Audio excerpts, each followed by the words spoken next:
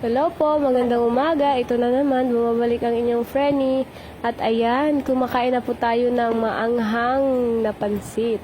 At saka akala mo ay hindi maanghang sa pagkain na yan. Pero sa totoo lang, Diyos ko, yung bibig ko, puno halos ng sili.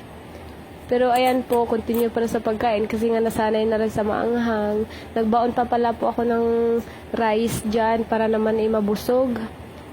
So ngayon po ay nag-duty po ako ngayon sa kahit Sabado kasi nga na-prepare po kami para sa Lunes kasi nga may bisita dito at saka i-interview po kami. Diyos ko po, pag-aralan dapat. Ayan, kumakain na tayo at saka dito po sa school na kung saan po ako nag-aaral rin, na isa po akong SA.